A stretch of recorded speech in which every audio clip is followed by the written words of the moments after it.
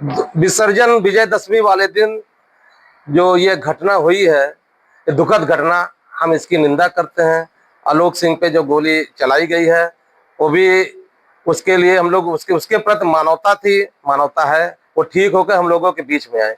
लेकिन आज जो ये उन्होंने नामजद एफआईआर, एक वरिष्ठ व्यापारी, संभ्रांत नागरिक, सभी के साथ चलने वाले एक ऐसे नागरिक को प्रताड़ित कर किया, उनका नाम एफआईआर में दर्ज किया, करोड़ों की संपत्ति को हथियाने के चक्कर में, उनसे पैसा वसूलने के चक्कर में उन्होंने, उनका ये षड्यंत्र है। इनकी व्यापार मंडल घोर निंदा करता है। ये हार्ट के पेशेंट है, मरीज है, दवा इनका निरंतर डेली डे टू डे चल रहा लखनऊ से। अगर इनको कोई भी समस्या हुई तो उसका पूरा जिम्मेदार जिला प्रशासन होगा, पुलिस विभाग होगा। व्यापार मंडल ये निर्णय लेता है, अगर 2 दिन के अंदर इनका नाम नहीं हटाया गया तो आंदोलन के लिए रणनीति बनाएगा और हम लोग कोतवाली घेराव करेंगे, जिला प्रशासन घेराव करेंगे, बंदी करेंगे, जिला बंदी करेंगे, मुख्यमंत्री के यहाँ तक जाएंगे। इसके लिए हम जहां तक जा सकते लड़ाई लड़ेंगे। ये सत्य और असत्य की लड़ाई है, इसकी हम लोग, पूरा व्यापारी समाज इसकी घोर निंदा करता है। इसका हम लोग जिला प्रशासन, माननीय कप्तान महोदय से इस चैनल के माध्यम से मांग करते हैं कि इसका निष्पक्ष जांच हो, जो दोषी हो उसको कड़ी से कड़ी सजा मिलनी चाहिए, किसी बेगुनाह को मत फंसाया जाए। इसकी व्यापार मंडल इस चैनल के माध्यम से मांग कर रहा है। विसर्जन की व्यवस्था के लिए मैं, अपने छोटे भाई और मेरे मित्र हैं, मैं उसी श्रृंगार हाट में भोजनालय पर उपस्थित था। मैं वहाँ पर लगभग 8 बजे से लेकर 11 बजे तक, मैं जब तक विसर्जन का वो कार्यक्रम नहीं बढ़ा तब तक मैं वहीं था। ये अलग अलग समय के अलग अलग विजुअल हैं।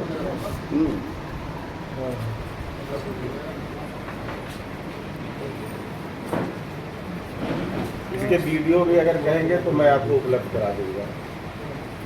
यहाँ पर स्वागत करता हूँ और आप सभी को हम बुलाने के पीछे का जो उद्देश्य है, 2 तारीख अक्टूबर के दिन शाम को रामघाट पे एक गोलीकांड की घटना हुई, दुखद घटना हुई है।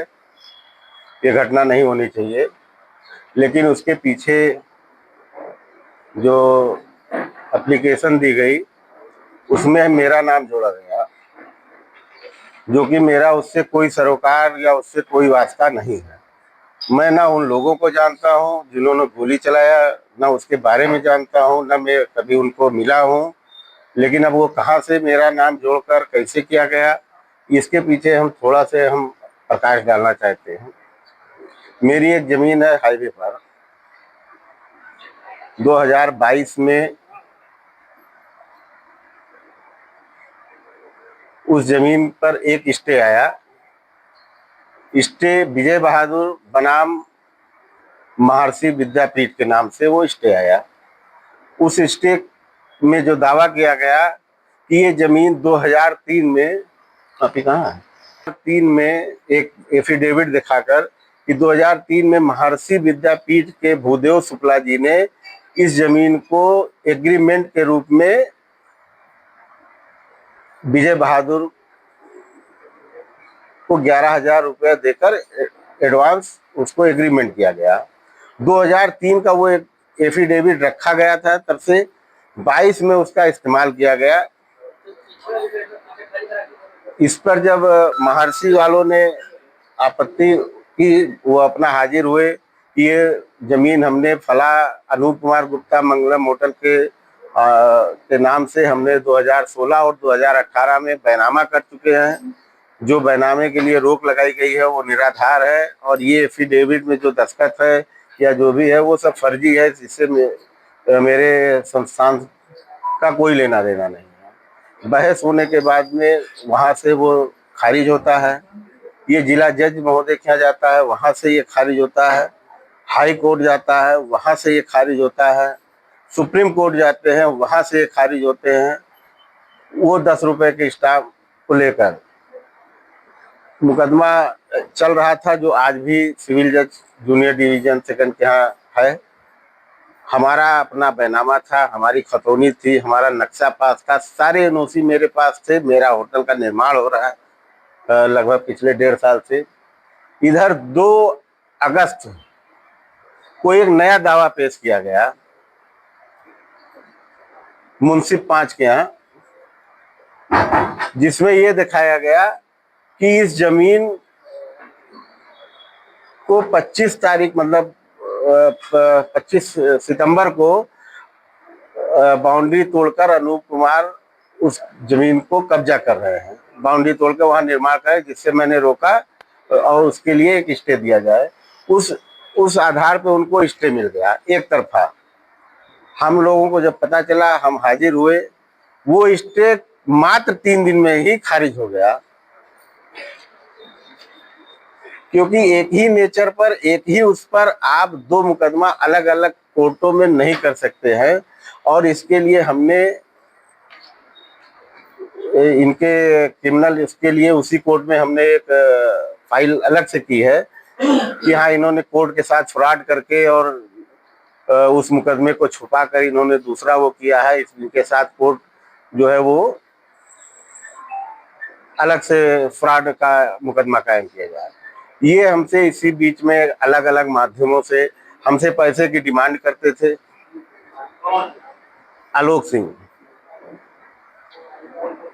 अगर आप हमको पैसा नहीं देंगे 2 करोड़ रुपया, तो मैं आपका होटल नहीं बनने दूंगा, क्योंकि आपराधिक प्रवृत्ति के हैं। इनके ऊपर पहले से भी कई मुकदमे हैं, 419, 20, 67, 68 के, 307 के, 8 के, कई ऐसे बहुत से मुकदमे इनके ऊपर हैं। मैंने अपना वो कभी नहीं आए, मेरे पास किसी न किसी को वो भेजते रहते थे। मैंने एसएसपी महोदय, पूर्व एसएसपी महोदय को मैंने इसकी शिकायत की थी 2 बार, लेकिन एक बार एसपी सिटी महोदय को इसकी जांच मिली। मैं कई महीने तक उसमें दौड़ता गया, मैंने अपना सारा पेपर दिया। इनके तरफ से कोई भी पेपर का एविडेंस नहीं दिया गया। बाद में हमसे कहा गया कि आपका निर्माण तो चल ही रहा है ना। हमने कहा हाँ सर। तो जब निर्माण चल रहा है, वो नहीं आ रहा है इधर आपके पास, तो आप निर्माण कराइए, क्या परेशानी है आपको। हम फिर थक हार के बैठ गए। फिर हमने दोबारा फिर एक एप्लीकेशन दिया कि हमसे इस तरीके से कर रहे हैं, लेकिन उस पर भी कोई कार्रवाई नहीं हुई। हाँ, 2 बार हमने एसएसपी महोदय को दी थी। हमसे फिरौती के, हाँ, हमने शिकायती पत्र में उल्लेख किया था कि ये पैसे, छवि है, हम अभी आपको उपलब्ध करा देंगे। अच्छा, पैसे मांगते हमसे वो वही एक एफिडेविट जो है फर्जी, ये हम आपको उपलब्ध करा देंगे, है उसी के आधार पर।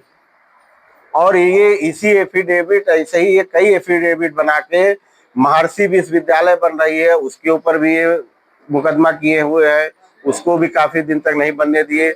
मानस भवन के बगल में जो इनका एक तुलसी भवन बना है, उसके निर्माण को ये काफी दिन तक रोके थे।